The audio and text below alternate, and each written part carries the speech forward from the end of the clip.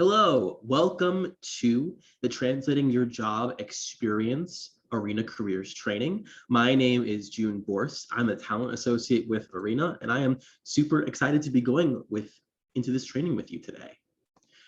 As I've said, my name is June. I use they, them pronouns. I originally started as a community organizer.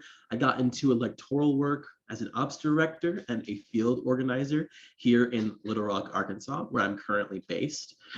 I then became a field organizer, did a little bit of contract work on the side, as well as research. And now I am a talent associate at Arena. And so from there, I want to jump into who we are, as in what is Arena? We are the first step in the progressive pipeline, starting with our Arena academies. As of the end of 2022, we've trained more than 2,000 current and aspiring staffers, and we look forward to growing that number through continued trainings in 2023. Now, through our careers and talent program, the next step in our pipeline, we're able to provide professional development support for those who have attended our training programs at Academy. Arena trained staffers have held more than 2,000 roles on campaigns and with progressive electoral organizations since the very beginning of our Academy series, including more than 550 roles in this year, 2022 alone. So after attending Arena Academy, you gain access to a variety of services and support through our talent program. And that includes resume workshops, networking, one-on-one career coaching, and Arena recommendations when applying to jobs within our network. Our toolbox has over 80 and growing free tools, guides, videos like this one, and podcasts that help practitioners like yourself build winning campaigns. So whether you're in a role or currently job hunting, the toolbox has something for you. I want to talk a little bit about our session goals today.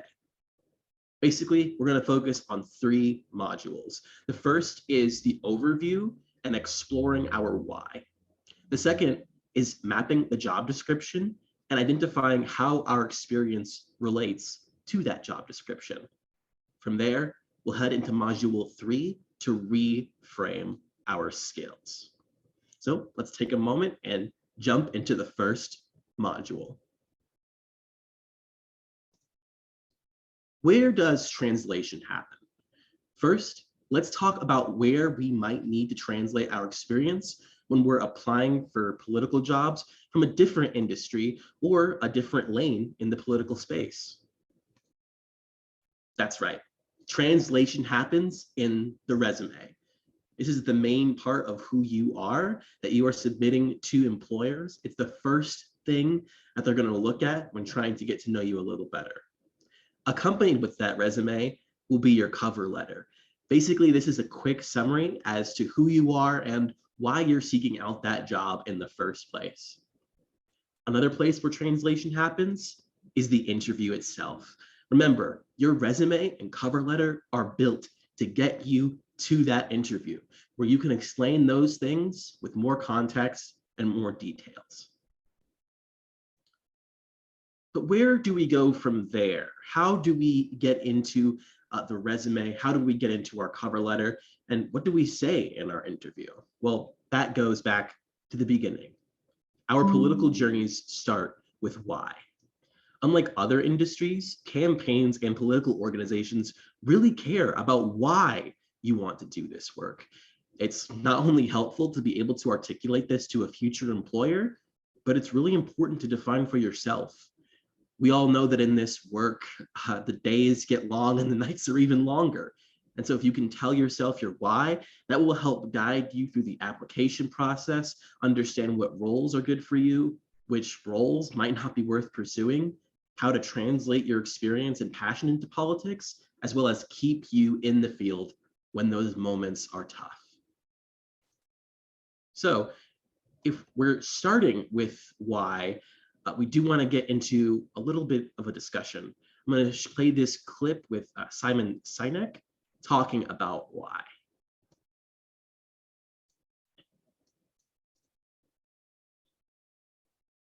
So where do you start when you have a program that's about But then how do you explain when things don't go as we assume? Or better, how do you explain when others are able to achieve things that seem to defy all of the assumptions? For example, why is Apple so innovative? Year after year after year after year, they're more innovative than all their competition.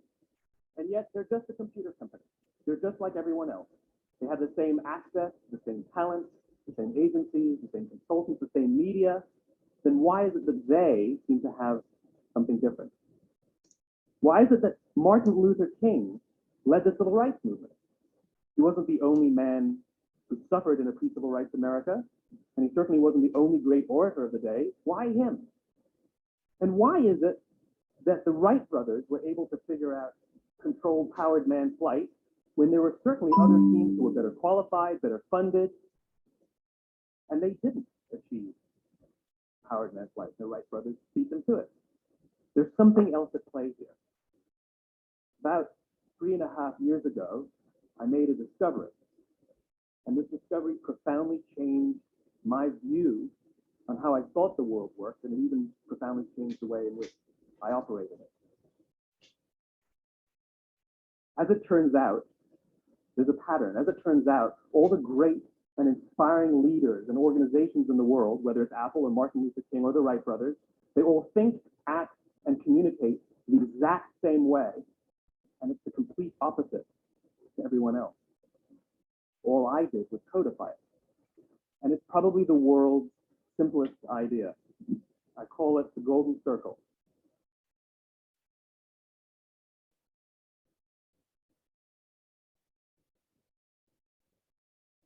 Why, how, what? This little idea explains why some organizations and some leaders are able to inspire where others aren't. Let me define the terms really quickly. Every single person, every single organization on the planet knows what they do 100%. Some know how they do it, whether you call it your differentiating value proposition or your proprietary process or your USP. But very, very few people or organizations know why they do what they do. And by why, I don't mean to make a profit. That's a result. It's always a result. By why, I mean what's your purpose, what's your cause, what's your belief? Why does your organization exist? Well, as a result, the way we think, the way we act, the way we communicate is from the outside in. It's obvious. We go from the clearest thing to the fuzziest thing. But the inspired leaders and the inspired organizations, regardless of their size, regardless of their industry, all think, act, and communicate from the inside out. Let me give you an example. I use Apple because it's easy to understand and everybody gets it. And so from there, we get a little closer understanding about our why, thanks to Simon Sinek's work.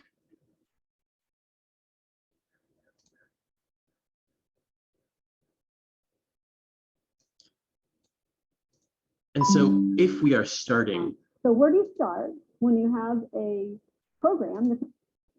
If we are starting with why, and if we are starting with this golden circle, let's break this down. As you saw in the video, this circle is a theory that we all think, act, and communicate in a similar way.